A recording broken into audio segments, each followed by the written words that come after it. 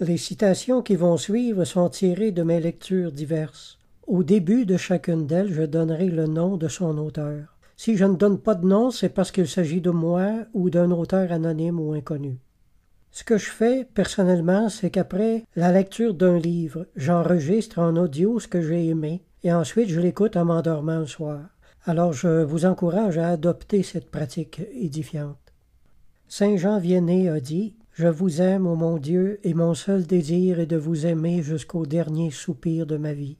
Je vous aime, ô mon Dieu, infiniment aimable, et j'aimerais mieux mourir en vous aimant que vivre sans vous aimer.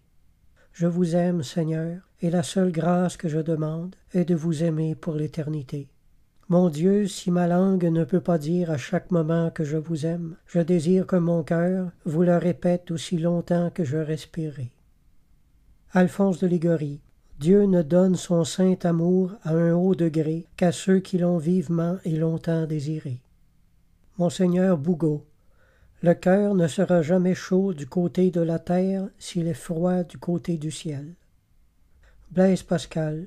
Placez votre vie sur cette base. Mettez l'amour de Dieu en tête de votre programme spirituel. Faites-en le principe directeur de tous vos actes.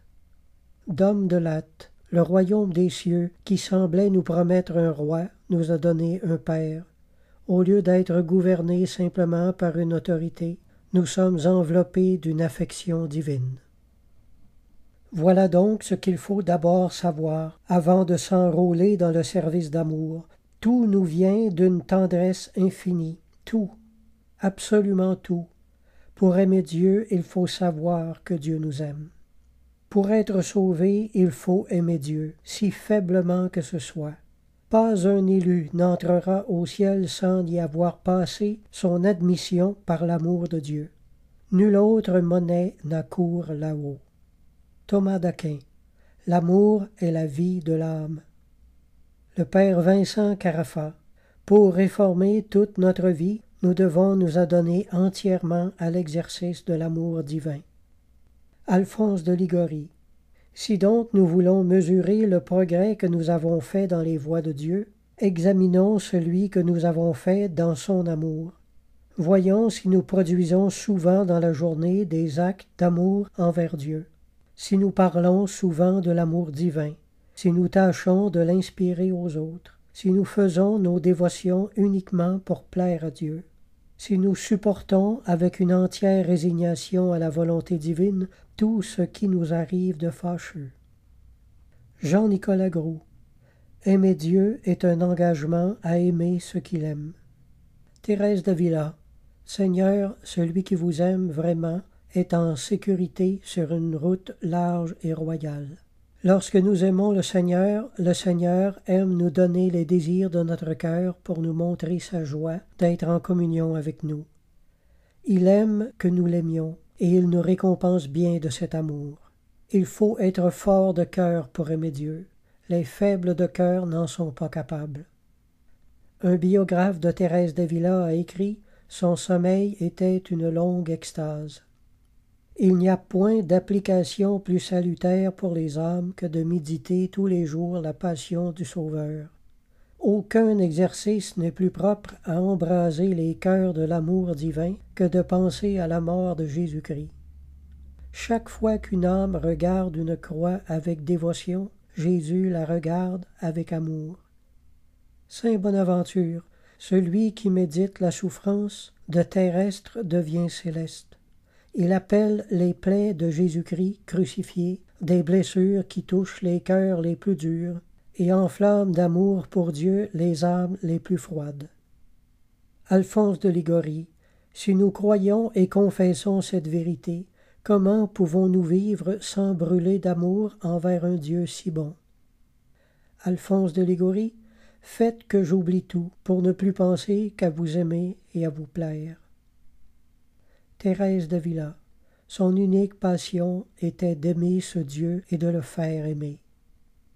Thérèse d'Avila.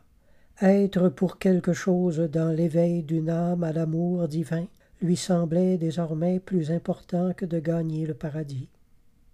Jean-Nicolas Groulx. Nos prévoyances sont courtes, pour ne pas dire aveugles, en comparaison des siennes. Ainsi le cœur que Dieu garde est à l'abri de tout danger. Il n'a rien à craindre parmi les orages les plus violents. Nicolas Gros, que votre crainte me fasse triompher de toute autre crainte et votre amour de tout autre amour. Nicolas Gros, que le désir de vous plaire m'inspire une souveraine aversion de plaire au monde. Saint Bernard, ô toi, nul n'est plus grand que toi, mais nul n'est plus humble. Alphonse de Liguori, ne me laissez pas vivre plus longtemps dans l'ingratitude envers vous, après que vous m'ayez tant aimé. Alphonse de Liguori, vous êtes mort pour mon amour, je veux mourir pour votre amour. Alphonse de Liguori, je vous en supplie, ne m'envoyez pas en enfer, puisqu'en enfer je ne pourrai plus vous aimer. Pourvu que je vous aime, punissez-moi comme il vous plaît, privez-moi de tout et non de vous. J'accepte toute maladie, toutes les humiliations, tous les maux que vous voudrez me faire souffrir, il me suffit que je vous aime. Saint Augustin, Seigneur, vous m'avez aimé, non comme vous-même, mais plus que vous-même, puisque pour me délivrer de la mort, vous avez voulu mourir pour moi. François de Sales, je vivrai et mourrai sur sa poitrine. Ni la mort ni la vie ne me sépareront jamais de lui. Alphonse de Liguori, celui qui vit pour Jésus-Christ n'a d'autre désir que de l'aimer et de lui être agréable, n'a d'autre joie que de lui plaire, ni d'autre crainte que de lui plaire. Il ne s'afflige que de voir son Jésus méprisé, il ne se réjouit que de le voir aimé des autres. Voilà ce qui s'appelle vivre pour Jésus-Christ, et ce qu'il exige justement de chacun de nous. Il n'a voulu tant de peine pour nous qu'afin de gagner tout notre amour. Saint Augustin, à nous qui croyons par la foi qu'un Dieu est mort en croix pour notre amour, il n'est pas permis de l'aimer faiblement. Alphonse de Liguori, ô plaie de Jésus, blessez-moi d'amour. Ô sang de Jésus, enivrez-moi d'amour. Ô mort de Jésus, faites-moi mourir à tout amour qui n'est pas pour Jésus. Alphonse de Liguori, tout ce que nous avons, nous le devons à la charité de Jésus-Christ. Alphonse de Liguori, ainsi parlent les âmes éprises d'amour pour Dieu. C'est qu'elles savent qu'on ne peut donner une preuve plus certaine de son amour qu'en souffrant de bon cœur pour lui plaire. Saint Augustin, le cœur est pur lorsqu'il est vide de tout désir terrestre. Saint Bernard, celui qui aime Dieu ne souhaite pas autre chose que de l'aimer et bannit de son cœur tout ce qui n'est pas Dieu. Jean-Nicolas Gros, sans l'amour de Dieu, il nous est absolument impossible d'être bons et heureux. Nicolas Gros, je ne puis être heureux qu'en l'aimant, et il est de toute nécessité que je sois malheureux en ne l'aimant pas. L'amour est un hommage que je dois à sa beauté, un tribut de reconnaissance qu'il me faut rendre à ses bienfaits. Nicolas Gros, je ne t'ai demandé pour t'assurer la possession du bien immense que je t'avais promis que l'amour et l'obéissance. Nicolas Gros, l'homme, la source de son bonheur est hors de lui, puisqu'elle n'est qu'en vous, Seigneur. Augustin disait à Dieu, ma conscience me rend un témoignage certain que je vous aime. Saint Bernard, la mesure d'aimer Dieu est de l'aimer sans mesure. Nicolas Gros, les grands saints étaient sans cesse dans la crainte de ne pas l'aimer assez. Toujours mécontents d'eux-mêmes sur ce point, ils n'avaient pas de désir plus ardent et plus constant que d'aimer davantage, et c'est là même la preuve qu'ils aimaient comme ils devaient. Grégoire de Nazianze, l'amour est la vie du cœur. Aimer, pour lui, c'est respirer et vivre. Les actes d'amour divin doivent être aussi fréquents que ceux de la respiration. Dieu étant plus nécessaire à la vie de l'âme que l'air à la vie du corps, d'où il est aisé de conclure que cet amour doit influer sur nos actions, même les plus ordinaires, les surnaturaliser et les sanctifier. Jean-Nicolas Groulx. Ô mon Dieu, je ne savais pas jusqu'ici ce que c'est que de vous aimer. Votre amour est un océan sans rive et sans fond où il faut que je me plonge et que je m'abîme. Nicolas Groulx. L'amour ou la charité est un don de Dieu. Nous commençons à la voir lorsque Dieu en met le désir dans notre âme. Ce désir en est comme une première étincelle. C'est à nous, par notre coopération, de la convertir en un feu qui nous embrase. Nicolas Groulx. L'amour s'accroît par l'exercice, et cet exercice dépend de nous. Faisons-en donc des actes express et formels jusqu'à ce que nous en ayons acquis l'habitude, et qu'il nous soit devenu aussi naturel d'aimer que de respirer. Jean-Nicolas Groulx. L'amour de Dieu est une passion à sa manière, et beaucoup plus forte même que les passions naturelles les plus violentes, puisqu'elle peut les dompter toutes.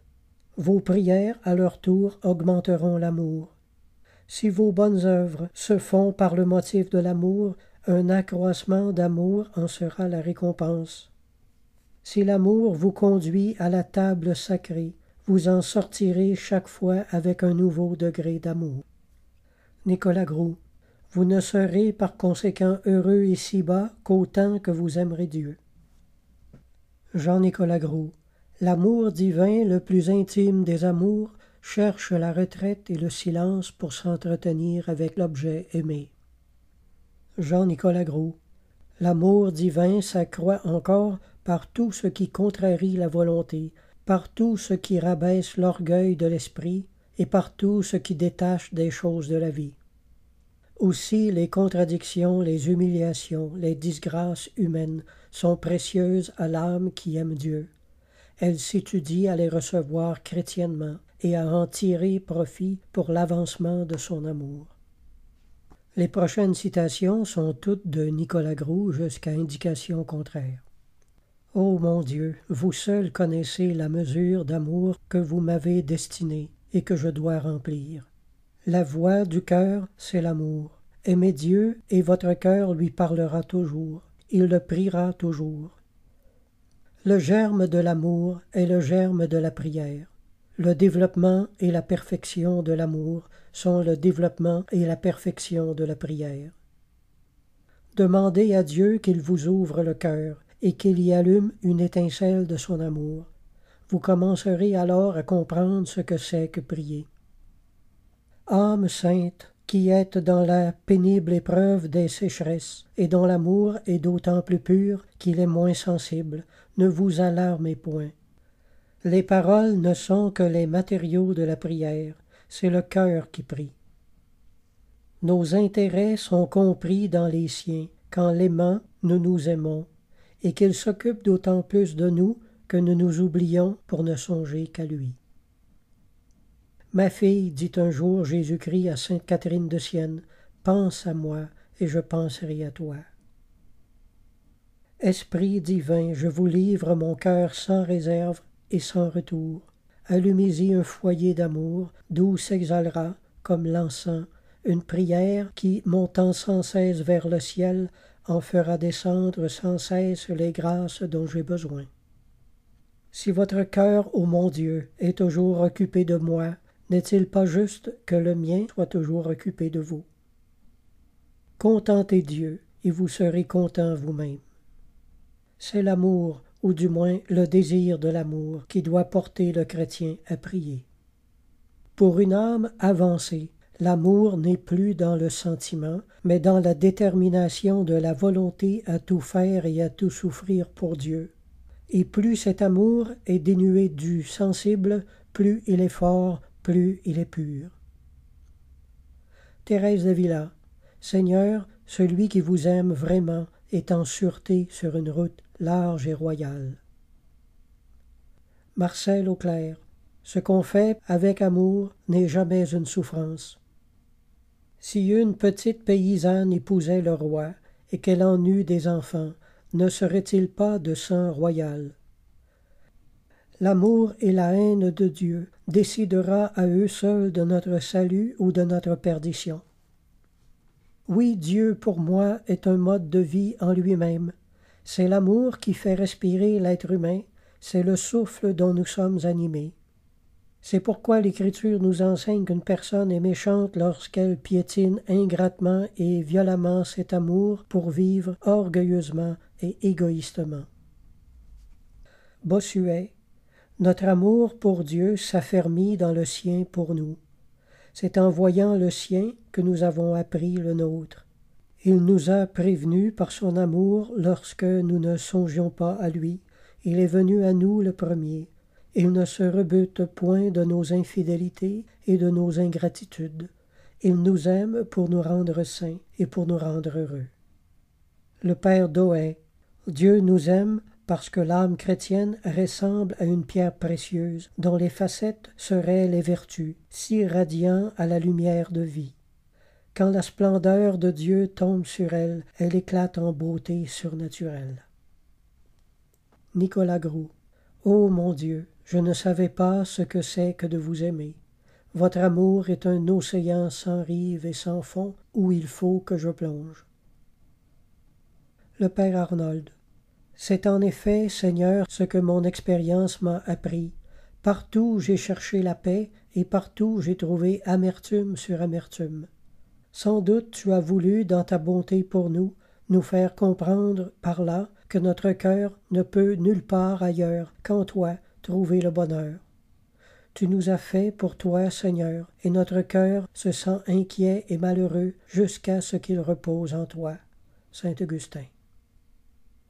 Vous ne devriez avoir qu'une préoccupation, aimer Jésus. Je veux dire par là qu'il est temps pour vous de mettre de côté tout souci qui n'est pas en rapport avec Dieu. Laissez tomber tout le reste, même s'il allait de votre vie. La croix est le sacrement de son amour. Blaise Pascal, l'unique objet de l'Écriture est la charité. Blaise Pascal, les vrais chrétiens adorent un Messie qui leur fait aimer Dieu.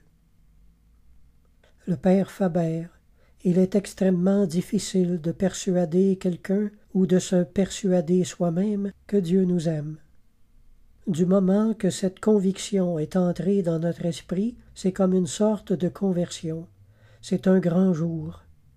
Dieu est le Père de la grande famille humaine. Il veut que tous ses enfants l'aiment d'un amour filial. Thérèse de Lisieux. Les grands saints ont travaillé pour la gloire de Dieu, mais moi qui ne suis qu'une petite âme, je travaille pour son unique plaisir. Je veux être dans sa main, comme une fleurette, une rose inutile, mais dont la vue et le parfum lui soient pourtant comme un délassement, une petite joie de surcroît. C'est donc par amour de Dieu et en vue d'un amour grandissant qu'on doit pratiquer la mortification. Notre beau christianisme est moins une doctrine qu'un amour. Tout homme qui vient dans ce monde se trouve en face de cet amour qui l'a précédé d'une éternité. Chacun peut se dire, avant que de naître, j'étais porté depuis toujours dans la pensée et dans le cœur de Dieu. Monseigneur Gay, votre amour, ô mon Dieu, est votre folie. Il est votre tyran. Même en vous, tout lui cède, et il semble avoir raison de tous vos autres attributs. Le Père Faber, s'il envoie son Fils pour racheter les pécheurs, c'est pour faire voir qu'il ne peut supporter la perte de l'amour des hommes. Le Père Faber, la passion dominante du Créateur est de gagner le cœur de ses créatures. Ni le péché le décourage, ni l'opiniâtreté ne lasse la persévérance de cet amour. L'incarnation, c'est la démarche inouïe que Dieu fait vers sa pauvre créature pour en obtenir l'amour. Saint Bernard, quand Dieu aime, ce n'est que pour être aimé. La majorité de ceux qui le servent sont si intéressés et si tièdes qu'on se demande si leur faible amour n'est pas une injure plutôt qu'un hommage. Le Père Faber, il attache un prix inestimable à nos moindres dons, pourvu qu'ils soient sincères. Quand nous nous affligeons de lui offrir si peu, Notre chagrin, plein d'humilité, lui fait une douce violence et comble à ses yeux les lacunes trop réelles de notre misérable tribu d'amour. Saint Bernard, s'il désire être aimé, c'est uniquement parce qu'il sait que son amour doit nous rendre heureux. Et maintenant, chère âme, qui venez de comprendre quelque chose au désir d'amour qui presse le cœur de Dieu, mettez-vous bien en face de cette vérité particulière. C'est mon amour à moi que Dieu désire. Quand je lui donnerai par mon zèle apostolique l'amour du reste des hommes, il ne serait pas content. C'est de moi qu'il veut être aimé à tout prix. Ah, ce n'est pas une petite chose pour les êtres de néant que nous sommes de pouvoir dire « Mon Créateur et mon Dieu désire que je l'aime et la soif de mon amour. » Pour une seule âme, dit-on, Dieu bouleverserait le monde. Cette douce vérité est tellement bienfaisante que lorsque Jésus veut sanctifier une âme, il la lui découvre clairement, et par là se l'attire avec une irrésistible puissance. Elle tombe comme un brandon de feu dans le cœur humain et y allume un incendie d'amour. Donne-moi à boire. C'était l'amour de sa pauvre créature que le Créateur de l'univers réclamait. Il avait soif d'amour. Aime-moi. Cette parole de Jésus retentit sans cesse au fond de mon âme. Je regarde le crucifix et j'entends « Aime-moi ». Le mystère du désir avec lequel vous recherchez mon misérable amour me rassasie de joie. Il éclaire ma vie spirituelle d'une vive lumière. Par lui, un sentiment de sécurité m'enveloppe tout entière. Oui, votre désir d'amour résout tous les problèmes de ma vie intérieure. Il les simplifie divinement. Aimer Dieu et le servir, c'est mener pleinement une vie chrétienne intégrale. Les règles les plus excellentes, accomplies sans charité, n'ont pas la puissance de sanctifier l'âme. Tous les saints ne sont devenus tels que par l'amour. Le ciel ne sera qu'amour, et donc la vie parfaite du chrétien ici-bas, apprentissage du ciel, ne doit être qu'amour. Au baptême, c'est comme si Dieu tirait de son sein son propre cœur pour le jeter dans le nôtre. Tout chrétien est donc bien outillé pour l'amour. Dieu l'a doté d'un organisme surnaturel. Que demande-t-on d'un enfant, si ce n'est qu'il aime son père? Tous ses devoirs ne sont-ils pas compris dans l'amour? La paternité divine et notre filiation dans le Christ constituent désormais le terrain des échanges entre le Créateur et sa créature régénérée. La vie chrétienne n'est pas autre chose qu'un service d'amour filial envers Dieu. Monseigneur Gay, l'amour affine tant l'esprit, il rend la volonté si docile, les yeux si clairvoyants, les pieds si rapides, les mains si délicates. Nous devons marcher vers Dieu à pas d'amour. L'une des grandes joies du cœur humain n'est-elle pas de pouvoir aimer Dieu? L'âme qui s'engage dans le service d'amour est dominée par le besoin de glorifier le bon Dieu, de lui faire plaisir. Pouvoir faire plaisir à son Père du ciel, quelle fête pour son cœur filial!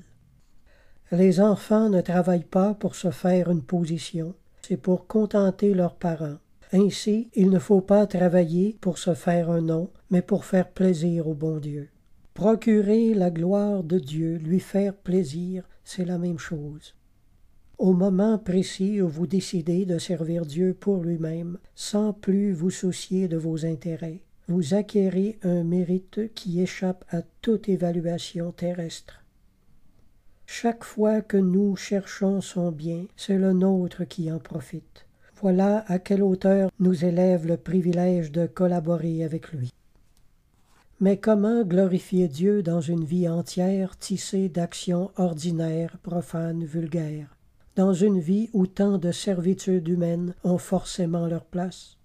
Tout simplement par l'intention d'amour donnée à chacune de ces actions. Loin de répudier les gestes infimes de nos vies quotidiennes, l'amour s'en empare avec un zèle jaloux et leur confère une dignité sans nom et une valeur sans mesure. Sanctifions les toutes petites choses, les tout petits gestes, en les enveloppant de l'amour de Dieu et l'amour du prochain.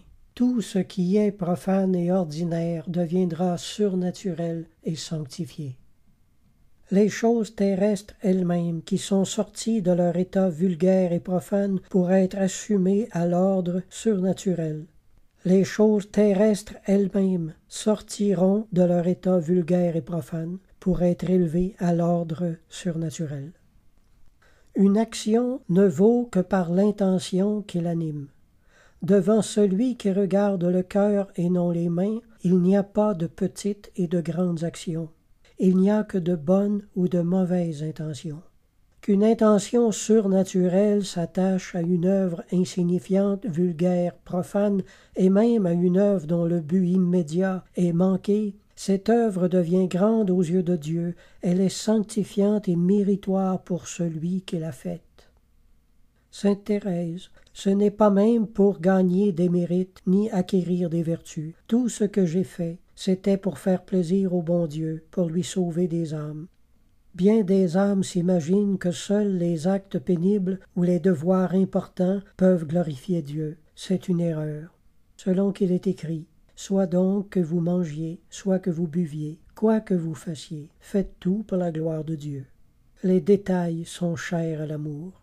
Que l'amour de Dieu soit votre grand maître. Il vous inspirera quoi faire. Il vous dira, comme à Thérèse Martin, « Jouis des choses par amour et prive-toi par amour. » Quand l'amour de Jésus n'est pas là pour adoucir et alléger le rude travail de renoncement à soi-même que suppose la perfection, on ne tient pas longtemps.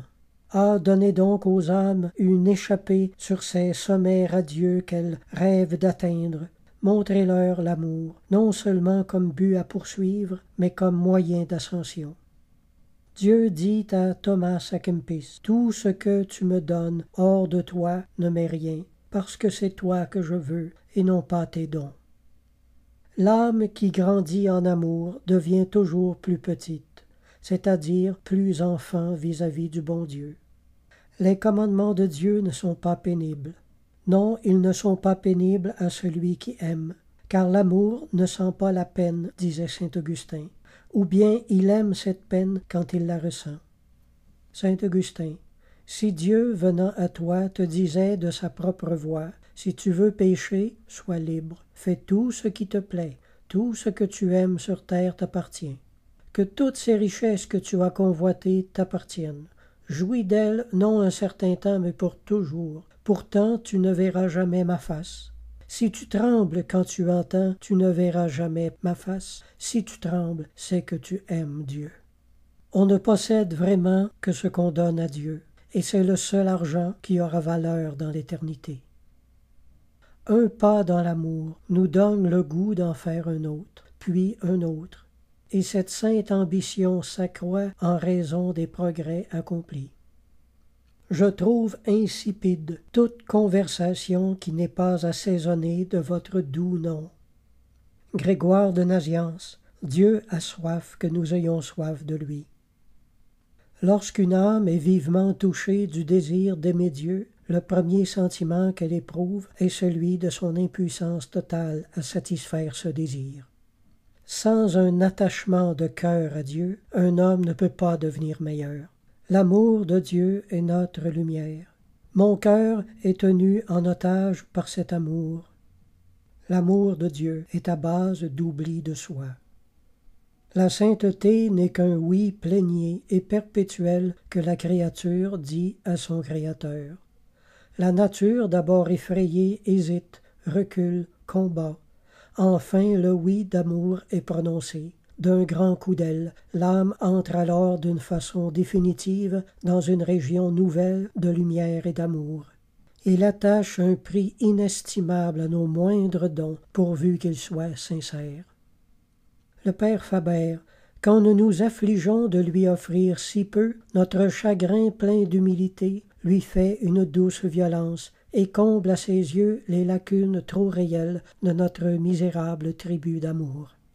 Que Dieu nous aime. Cette douce vérité est tellement bienfaisante que lorsque Jésus veut sanctifier une âme, il la lui découvre clairement, et par là se l'attire avec une irrésistible puissance. Oui, votre désir d'amour résout tous les problèmes de ma vie intérieure.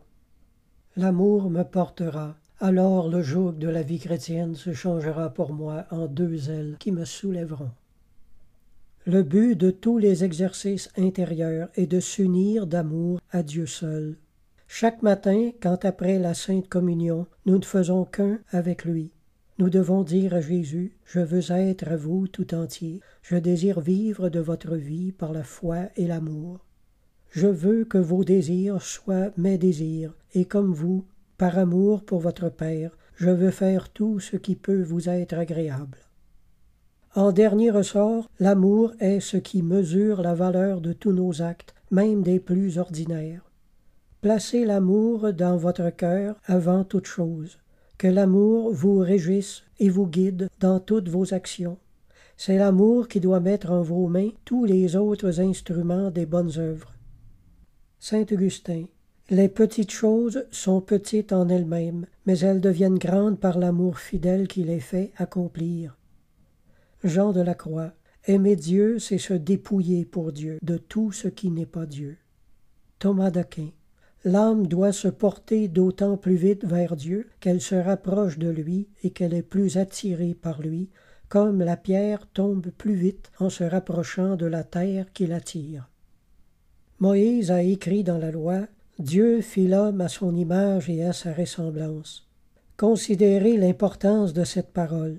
Dieu le Tout-Puissant, en façonnant l'homme avec de la glaise, l'a ennobli de l'image de sa propre grandeur. Quoi de commun entre l'homme et Dieu, entre la glaise et l'esprit? Car Dieu est esprit. C'est donc une grande marque d'estime pour l'homme que Dieu l'ait gratifié de l'image de son éternité et de la ressemblance de sa propre vie. La grandeur de l'homme, c'est sa ressemblance avec Dieu, pourvu qu'il la garde. Tant que l'âme fait bon usage des vertus semées en elle, elle sera semblable à Dieu. Toutes les vertus que Dieu a mises en nous lors de notre création, il nous a enseigné que nous devions les lui rendre. Aimer Dieu, c'est donc renouveler en nous son image. Si de toutes nos activités chrétiennes, nous enlevions tout ce qui n'est pas fait par amour pour Dieu ou du prochain, que resterait-il de nos œuvres? Nous nous verrions en ce moment tels que nous sommes, tels que Dieu nous voit, et nous aurions certainement tous honte de nous-mêmes. Saint Augustin. Travaillez à votre salut avec crainte, dit l'Écriture. Je crains qu'en voyant la légèreté de vos fautes pardonnées, vous n'aimiez que faiblement. Saint Augustin. Aimez la bonté de Dieu, mais craignez la sévérité de sa justice. En aimant, vous craignez d'offenser gravement celui que vous aimez et qui vous aime. Or, quelle offense plus grande que de déplaire par orgueil à celui qui, à cause de vous, s'est attiré la haine des orgueilleux? Augustin. Si vous aimez, craignez de déplaire. Gardez-vous de l'aimer faiblement. Dieu cache sa face pour mettre notre amour à l'épreuve. Sophonie 3,17. L'Éternel, ton Dieu, fera de toi sa plus grande joie, et gardera le silence dans son amour. Il aura pour toi des transports d'allégresse.